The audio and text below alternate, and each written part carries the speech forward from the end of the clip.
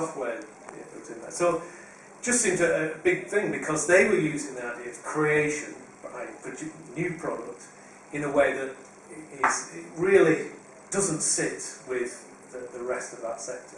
If you use creation as an input and you define software development, interactive content, then actually they can expand it to a huge sort of range. And of course, in that people just punching out code as well. So I think it's a real problem on that. So I just think what is creativity? What my is more, I think, sophisticated, because actually the centre for Throsby is what he calls cultural industries, or arts and cultural industries, where it doesn't just include the creative input, because this Hutton's thing, it's not really an industry map at all, it's an input map. And we are animals who need fictions. Yeah.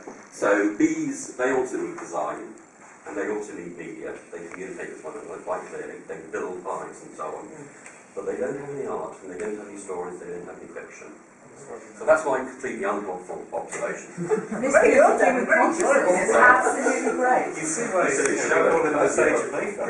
Yeah, absolutely. A friendly place or wherever I can do the time.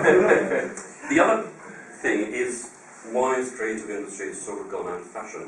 I think part of the answer to that is that in the early days we thought, fantastic, this is a new growth industry at which we will be good. We're good at aeronautics, we're good at pharmaceuticals, we ought to be good at creative industries.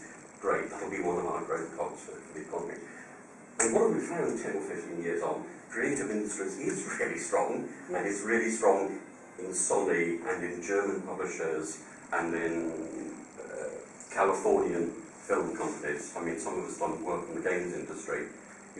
Every politician says how fantastic the UK games industry is. Answer the UK games industries have got a tiny amount of employment and it's going down, and all the money is being made elsewhere.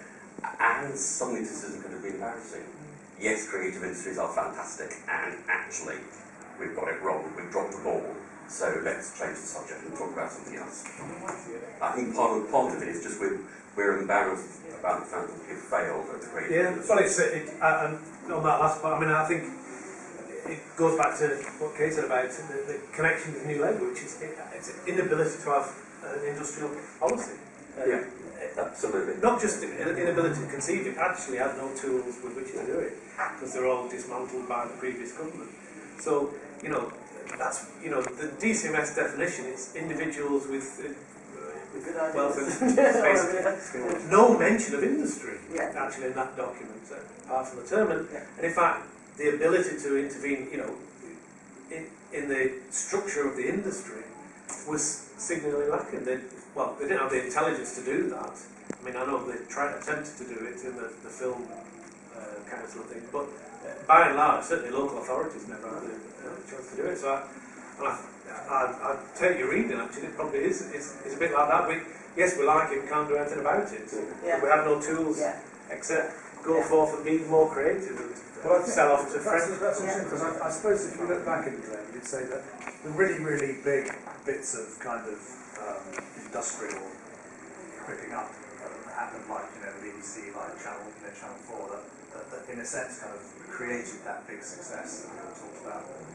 New Labour didn't do anything similar, it just did lots of tinkering. I don't think about it wasn't UK Film Council tax break. It never intervened in the distribution chain for anything, really. It never intervened in the market in a way that it didn't have the intellectual tools, it didn't have the political will to do it either. It wasn't a sports industry in the way the French were going to support the games industry, because that wasn't the politics of New Labour.